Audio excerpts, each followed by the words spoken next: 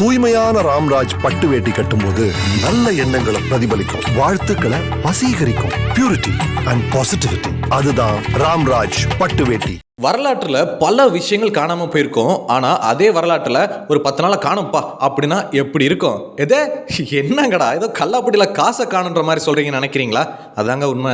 1582 வருஷம் அக்டோபர் மாசத்துல வழக்கத்தை விட 10 நாள் கம்மியா இருக்கிறதா இப்ப இணையவாசிகள் கண்டுபிடிச்சிருக்காங்க. இதை தெரிஞ்சுக்கிட்டு அதிர்ச்சி அடைஞ்ச எல்லாருமே எப்படிரா நடந்துச்சு, எப்படா 10 நாள காணும் அப்படின்னு சொல்லிட்டு ஆராய்ச்சியில இறங்கியிருக்காங்க.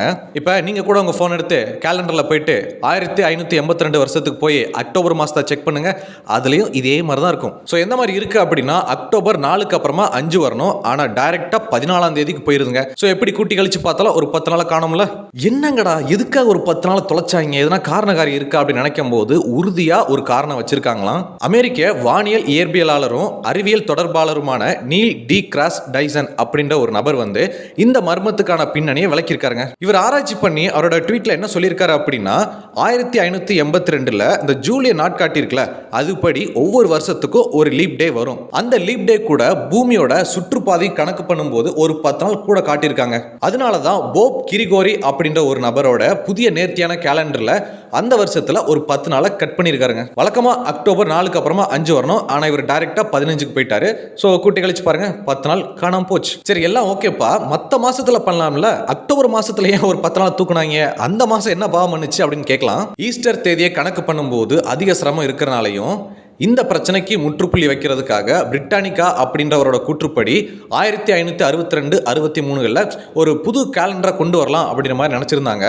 ஆனா அந்த பிரச்சனையை சரி செய்யறதுக்காக ஒரு திருத்தந்தை, நம்ம போப்பாண்டவர் சொல்லுவோம் பார்த்தீங்களா, அந்த மாதிரி ஒரு பெரிய ஆள் கிட்ட அழைப்பு விடுத்திருக்காங்க. ஸோ அந்த பெரிய தலைக்கட்டுக்கெல்லாம் ஒன்று சேர்ந்து ஒரு முடிவு எடுத்தாங்க. என்ன அப்படின்னா எந்த முக்கிய கிறிஸ்தவ பண்டிகைகளும் இந்த நவம்பர் டிசம்பர் அந்த சமயத்தெல்லாம் வரும். அதனால அந்த சமயத்தில் நாளெல்லாம் தூக்க வேண்டாம், எங்கிட்டுமே இல்லாமல் சும்மா கிடக்கு பார்த்தீங்களா அக்டோபர், அதில் ஒரு 10 நாள் குறைங்க அப்படின்ற மாதிரி ஒரு தேர்ந்தெடுத்தாங்களாம். இவ்வளவுதாங்க, இதுதான் மேட்ரு. 1752 வருஷம் ஜூலியன் கேலண்டர் அதை தான் பின்பற்றினாங்க. இது ஜூலியட் சீசரால கொண்டு வரப்பட்டதுங்க. அந்த ஜூலியன் நாட்காட்டியில சூரிய ஆண்ட ஒரு 11 நிமிஷம் லேட்டா ஒரு கணக்கு பண்ணதுனால மிஸ்டேக் ஏற்பட்டிருக்கு. இதனால ஒவ்வொரு 128 வருஷத்துக்கும் ஒரு நாள் குறைஞ்சிருக்குங்க. இந்த குறைய போக்குறதுக்காக தான் கிரிகோரியன் அவரோட புது கேலண்டரை இன்ட்ரோ பண்ணாரு. ஆனா அந்த புது கேலண்டரை இன்ட்ரோ பண்ணும்போது ஏற்கனவே பழைய கேலண்டர்ல என்னென்ன மிஸ்டேக், அந்த கூட்டி கழிச்சு பார்த்து டேலி பண்றதுல கொஞ்சம் பிரச்சனை வந்ததுனால ஒரு 11 நாளை நம்ம புது கேலண்டர்லாம் தூக்கிறோப்பா அப்படின்னு சொல்லிட்டு இதுல கட் பண்ணிட்டாங்க. அதனாலதான் 1752 வருஷம் இந்த செப்டம்பர் மாசத்துல 2ஆம் தேதியிலிருந்து 14ஆம் தேதி வரைக்கும் இருக்கிற எல்லா டேஸையும் கட் பண்ணி தூக்கிட்டாங்க. அட என்னங்கடா ஒரே குழப்பமா இருக்கு. சரி கட் பண்ணி தூக்கிட்டாங்க, இப்ப என்ன பாலா அப்படின்னு கேக்குறீங்களா? வரலாற்றுல மறைஞ்சு போன நாட்களை விடுங்க, எதிர்காலத்தில் நமக்காக நாட்கள் இருக்கு, அந்த நாட்களை யூஸ்ஃபுல்லாக பயன்படுத்திக்கோங்க. அவ்வளோதான், சிம்பிள்.